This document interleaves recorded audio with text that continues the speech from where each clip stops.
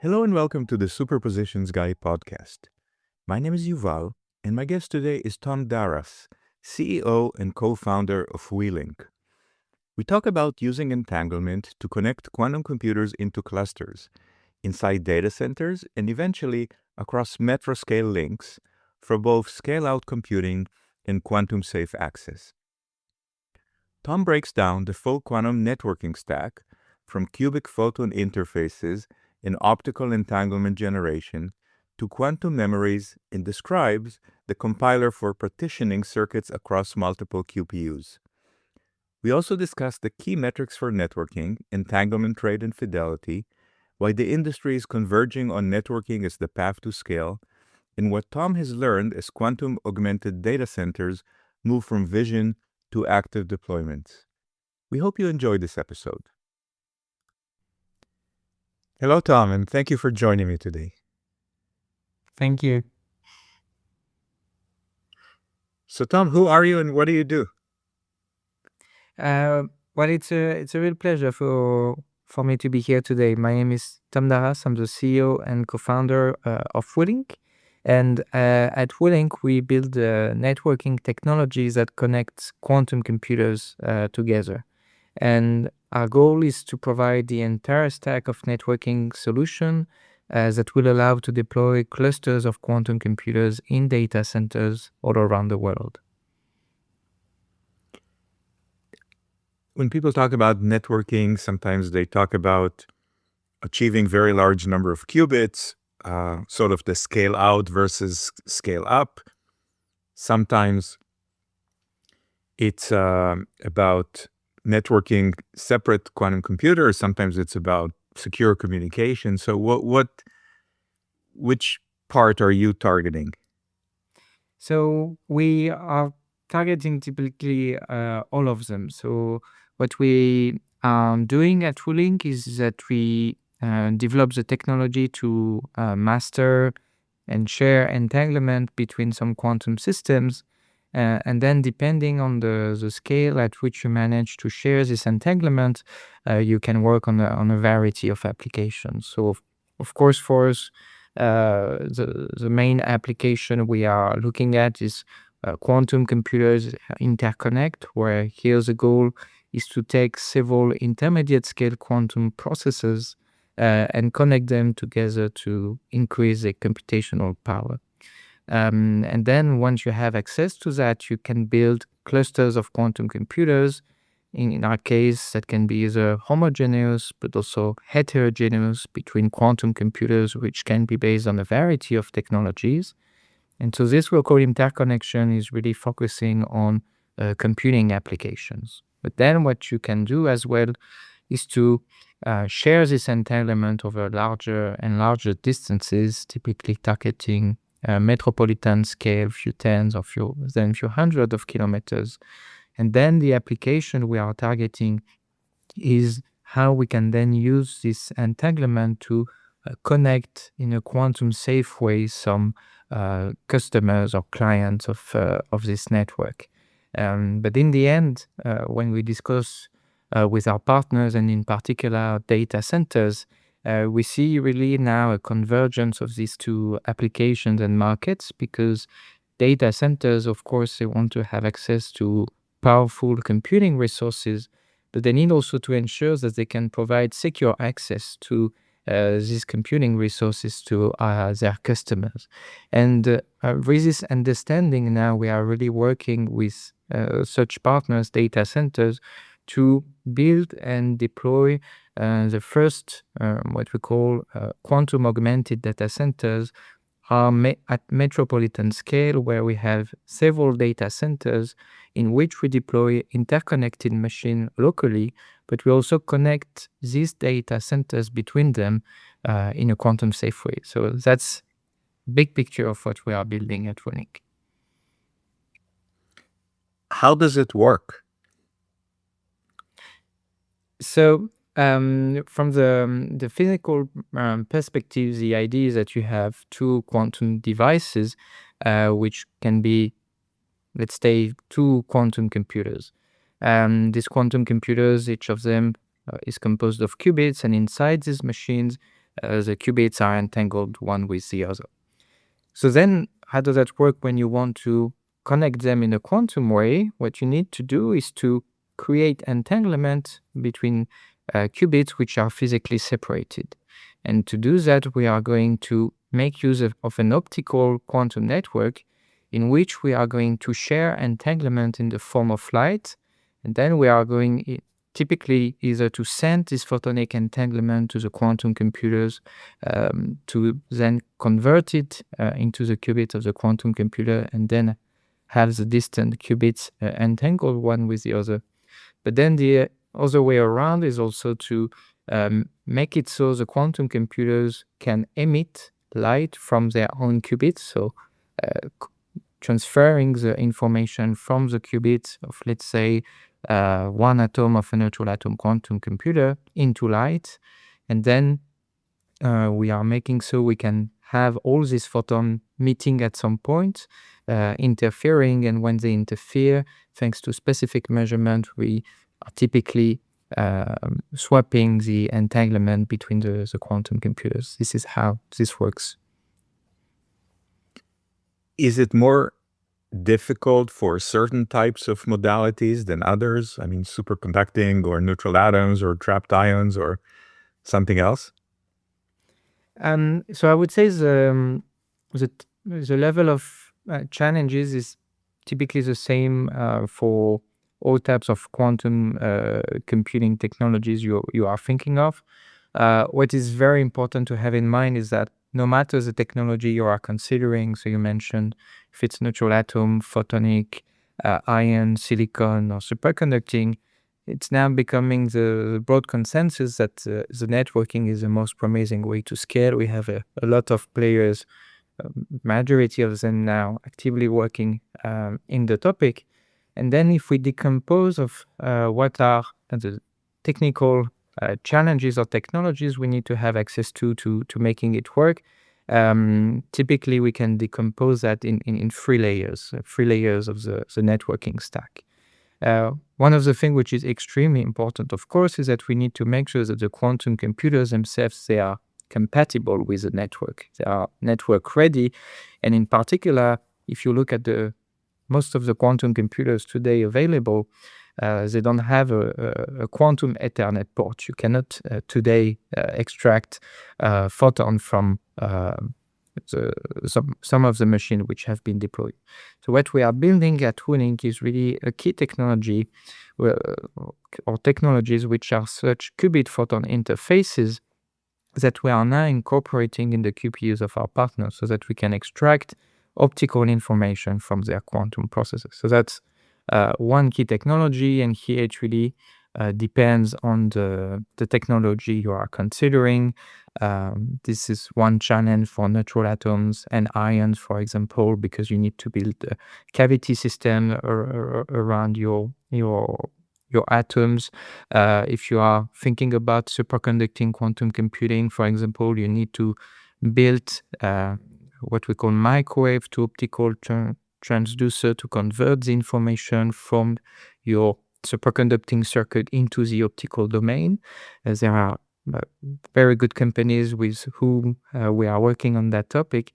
But then if you are looking at photonic quantum computing, for example, this one is easy because you don't need to convert the information. It's already light, but still you need to work on how to make sure that the properties of your photons are compatible with the rest of the network. So working on, for example, converting the wavelengths of such photon or changing the shape of the photons that we are then injecting in the network. So these are also some technologies that we are providing at Welinq. So that for the interfaces layer, now if we go enter into the optical network, what you need to build on the hardware side is really a fully fledged system where you can generate, allocate, store entanglement, and send it between the quantum computers when you need to do the computation. So for that, we make use, of course, of conventional optical fibers, but you need to insert inside very specific quantum technologies. For example, entangled photon pair source to generate this optical entanglement in your network. A key technology also for this quantum networking layer are quantum memories.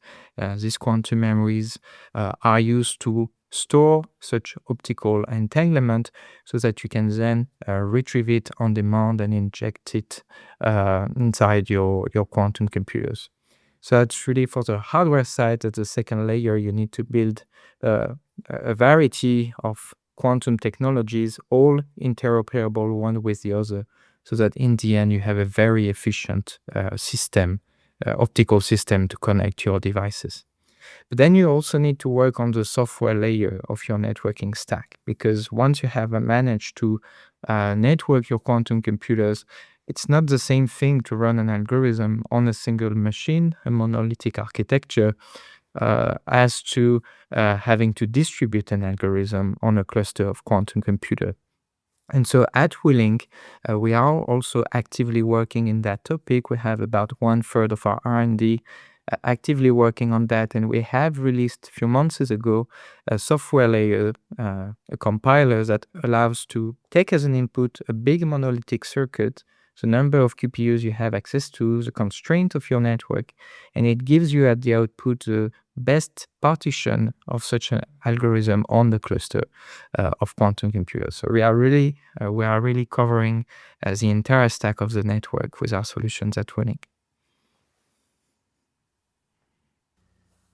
Sometimes I hear about quantum networking referred to as quantum memory. Is that true? And if so, why is that the case? So quantum networking goes much further than quantum memory. The quantum memory is one component of a full system, which is a quantum network.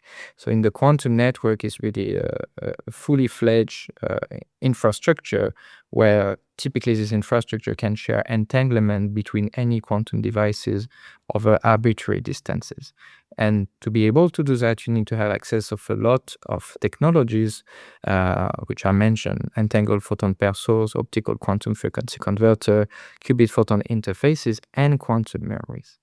Quantum memories are one component of the network, but they are essential component because they are the only technologies that allows to stop this optical entanglement in the network. The thing is that light by definition is traveling, and so as you are going to scale your architecture, as you are going to increase the number of optical entangled states that you need to share, if you don't have access to the capability of buffering them and reallocate it as you want, your architecture is not going to scale. So this is why quantum memories are so central for quantum networking, but you need to build more than quantum memories to build quantum networks. So historically at Welinq, we really started with our memory technology because we've been working on such technology, which is based on the manipulation of laser-cooled neutral atoms for more than 20 years. And when we spin out Welinq 4 years ago, we had really achieved the world record of performance of quantum memories at Laboratoire Kastler-Bruxelles in Paris. So the first milestone that we had for the company was, okay, we have an amazing technology. We know it's critical for quantum networking. Let's make a product out of it. And this was really our first objective. We have perfectly delivered on that because we announced the commercial availability of our quantum memories. And recently we have even announced that we have sold one of such quantum memory to one customer in Europe. But of course, we want to capture the full value of the quantum network. So around this quantum memory, we have now built a full portfolio of interoperable technologies, including entangled photon pair source, optical quantum frequency converter, highly efficient qubit-photon interfaces, and the software layer, so that now we can deliver to our partners fully fledged systems for quantum networking. When people evaluate quantum computers, they talk about the number of logical qubits, the logical 2-qubit error rate, sometimes the gate speed or the circuit depth and so on. If I were evaluating quantum networking technologies, what are the key performance parameters that I should be thinking about? Yeah. So as we said, quantum networking is typically the art of sharing entanglement between separated systems. And a very critical parameter is in quantum networking is how often can I share this entanglement between two devices. This is called the entanglement rate. And really the idea is that you want to maximize this entanglement rate because if you need to wait 10 minutes before you actually entangle two devices, this is going to be so low that you cannot make use of the networking. So that's why really at Welinq, and this is really part of our culture, we are building all the components of the network to ensure that we are maximizing the end-to-end entanglement rates. And so to do that, you need to make sure that you are never losing the information on the way or minimizing when you can lose the quantum information in your network. And this means that on each of the components that you build, you need to maximize what we call the efficiency. So let's look at our quantum memories, which is a very good example. These quantum memories, they are very good at stopping quantum information or storing entanglement in your network.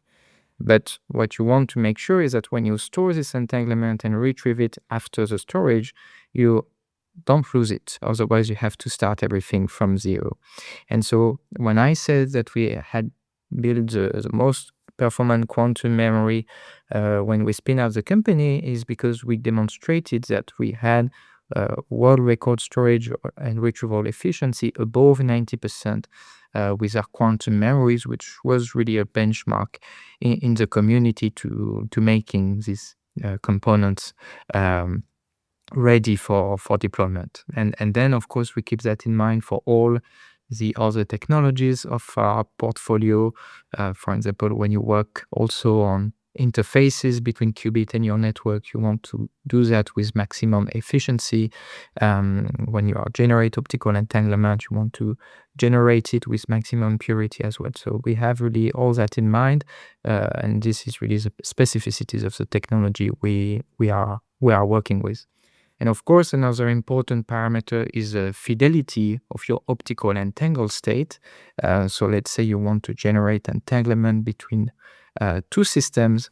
The question is this entanglement of good enough quality so that I can then use it, for example, to make a gate between two quantum computers?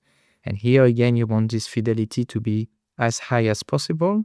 So what is quite a relief in quantum networking is that the requirements in terms of fidelity are actually not as high as what you need inside the quantum processors.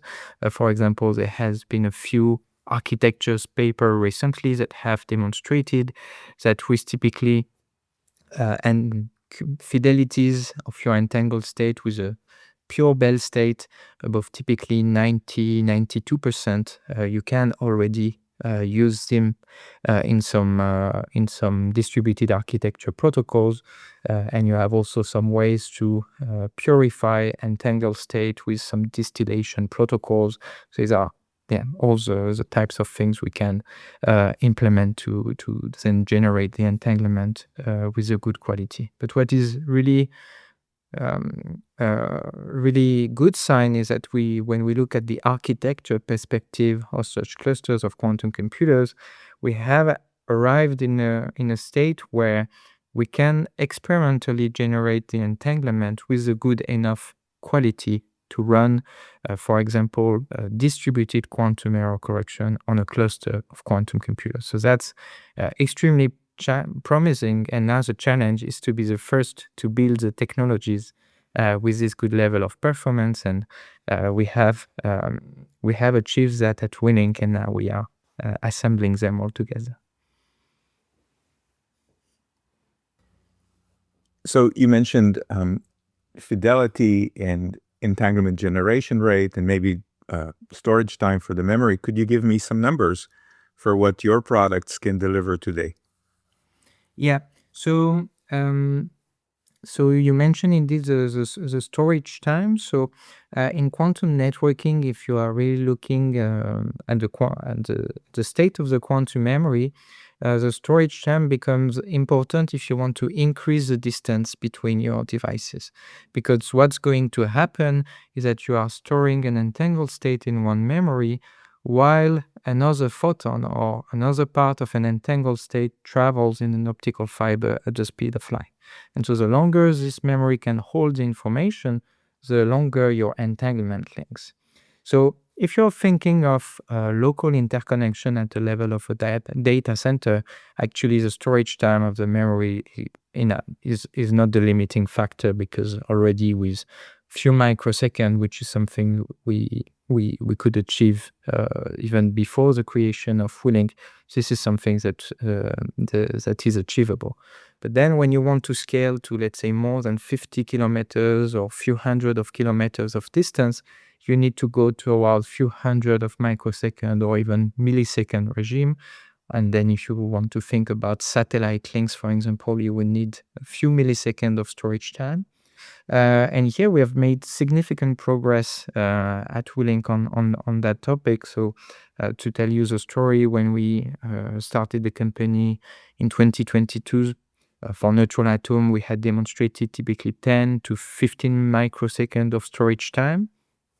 But thanks to all the engineering effort that we have done at Welinq, we have released, it was about 1 year ago now, data which demonstrate that we can go to 200 of microsecond of storage time for on-demand storage inside this quantum memory, so unlocking 50 kilometers of distance.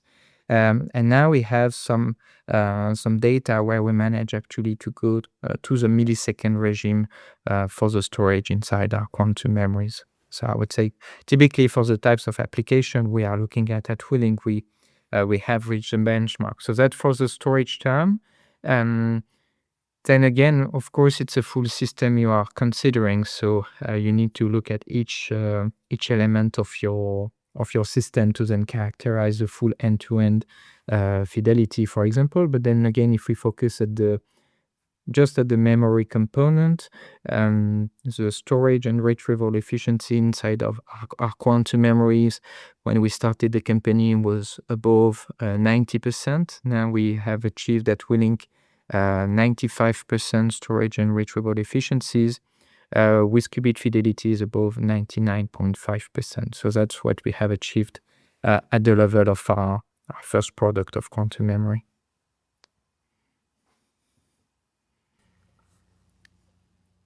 You mentioned neutral atoms, but neutral atoms actually can scale within a single computer much more than, say, a superconducting qubit could scale. Yeah, people have shown thousands or close to 10,000 qubits on a single computer, whereas that's not the case in a superconducting. So have you chosen the right modality to network? Maybe it's more urgent for superconducting or other technologies? Yeah, so that's a very good point you mentioned, which is that so you have a glass ceiling on all the technologies you are considering, and depending on the platform, the glass ceiling is not at the same height in terms of qubits, I would say. So at Welinq, we have a multi-platform approach for quantum networking. So as we mentioned, we are working on neutral atom, but also on superconducting quantum computing and on interconnection of photonic quantum computers as well. And the technologies we have developed for these technologies, we can extend them for ion and silicon qubits. So we are really covering a large spectrum of technology. And also very interestingly, we are also working with the data centers for now, building heterogeneous clusters of quantum computers between different modalities. And so, I mean, we can have a look at the example of neutral atom quantum computers. Yeah, typically now you can get few thousands of qubits within a single chip. We hope to be able to achieve maybe 10,000 or couple of tens of thousands.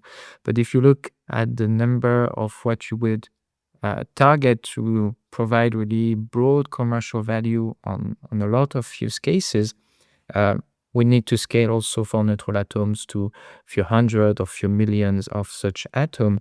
And in that case, having modular architecture where, let's say, you can plug together several QPUs of few tens of thousands of atoms each is a very promising path.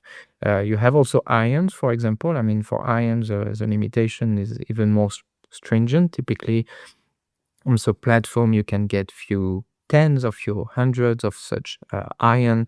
I think a very good example is um, the path that IonQ has followed, where they were originally limited in number of qubits on their platform, and then they made the acquisition of Lighting and Oxford Ionics to scale the number of qubits they could have access to. And we see that this is now the path that a few players are following in the industry. How do you think about speed? I mean, doesn't networking significantly slow down the execution relative to running everything on a single computer if you could run it on a single computer? Yeah, so definitely if you could use a single monolithic quantum computer with a lot of qubits, I would recommend it to do that. Not just for arguments related to the speed, but also the fact that when you network your computers together, you need to dedicate some qubits to the communication and others to the computation. And this is really similar to conventional computing. You are more limited in terms of capabilities with fixed number of qubits if you use a network relative to monolithic. But the problem is that at some point we arrive to the glass ceiling and we need to scale, and then the only way to scale is through the networks. And indeed, what you want really to make sure for this quantum network is that entanglement between the computers is here when you need it. You don't want to be in a position where you have to wait until the entanglement is here. And what we have demonstrated with the technology we have access to at Welinq is that we can make it so. On a variety of qubit modalities, for example, we can generate entanglement faster than it's required to make the distributed architecture, so that it's not the limiting factor. And an intuitive way to understand that is to say, okay, in my quantum network, I can generate optical entanglement. I can store it in quantum memories, and I can do that with a lot of entangled state with a lot of quantum memories. And in the end, I have an entanglement bank in my optical network where I have a lot of entangled states ready so that I can shoot them between the quantum computers when it's needed. So that's extremely promising, actually, that we are able to achieve that. You mentioned software earlier, and initially I was thinking that the software basically does a max cut just to separate the algorithm into blocks that are not that interconnected, but it sounds like it may be beyond that. Yeah, it has to be beyond that, because what we are doing in our partitioning techniques is that we are taking into account the fact that we are sharing entanglement between the processes. And that's really important. If you do, let's say, a classical partitioning of a quantum algorithm, actually, it's really hard in that case to outperform in a distributed architecture relative to what you can already do on a monolithic circuit, because typically the powerfulness of your quantum computers come from entanglement, and so the more entanglement you have access to, the more performant the machine. But then if you take into account in your software the fact that you can now share entanglement between your quantum computers, then you can have access to very powerful distributed architecture. But still, what you want to make sure is that you are not, for example, creating more entangled states between your quantum computer than the number of qubits you have access to. Or you don't want to have exponential overhead of the number of gates between the quantum computers that you will need to do. And so what we have demonstrated with the software that we have built at Welinq, which is called Arachne, is actually that first you can efficiently partition algorithms between quantum computers, and you can also minimize the number of entanglements to be shared between the quantum computers, so that it doesn't become a limitation in your architectures. So that's really something really powerful from the software we have access to at Welinq, and now we are incorporating in this software. You need to have access, for example, to the hardware constraint of the QPUs, because the way to partition the algorithm is going to depend on how the qubits are interconnected inside the QPUs. You need also to take into account the error correction codes you are going to implement between your physical and logical layers. So the partitioning also takes that into account. And then really the way all this insert into the workflow of a data center is, let's say they want to solve a problem in material discovery. They are sending that to the data centers. This problem is partitioned between conventional computing and quantum computing. And then on the quantum computing layer, we have this problem that goes through our software that partition the problem. It can even tell us, depending on the use case you want to solve, it might be best suited to run this problem on a neutral atom or an ion or a superconducting quantum computer, depending on the technologies you have access to. So that's also a way to become a bit hardware agnostic of the technologies you have access to in the end. And then, of course, when we know which quantum computer we need to make use, we know which qubit of which quantum computer we need to connect to the other qubit of the other quantum computer, and then we are building the cluster. As we get close to the end of our conversation, I'm curious, you've been doing this for, I think, 4 years in the company, and probably several years before that, before the company was spun off. What have you learned about the quantum industry, say, in the last 12 months that you didn't know before that?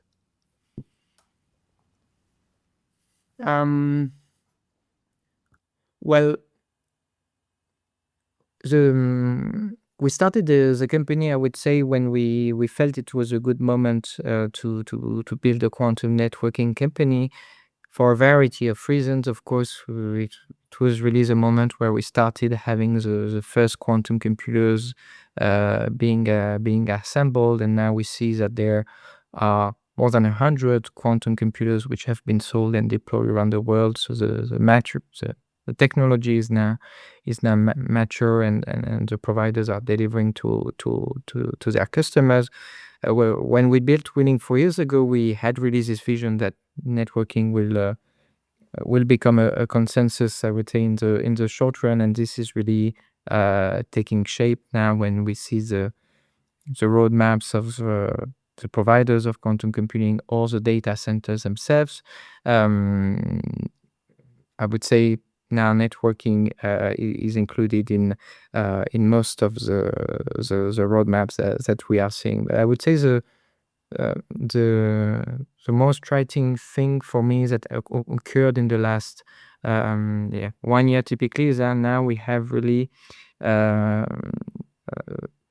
ongoing initiatives to build such quantum-augmented data centers. So this is a bit what I was mentioned earlier, but now we actually have the green light to have access to the data centers. We are working with our partners, QPU manufacturers, to connect machine all together, and we are working actually together with competing technologies to build a fully fledged and resilient architectures.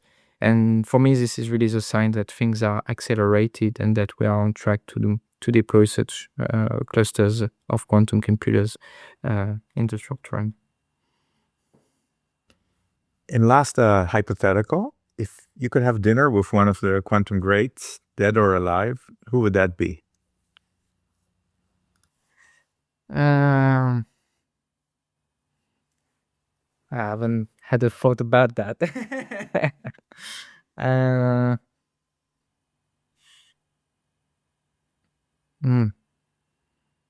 Well, this one is a bit trivial for us to mention, of course, but Yuval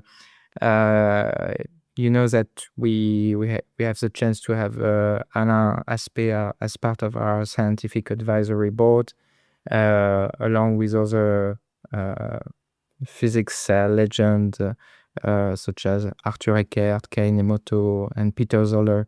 And I mean, for me, who was a young PhD working in the field of quantum networking, having onboarded such types of physicists now following the company and having regular dinner with them, I would say is typically I would say already unlocked. But yes, this is what comes to my mind actually. Very good. Tom, thank you so much for joining me today. It was a real pleasure. Thank you for having me.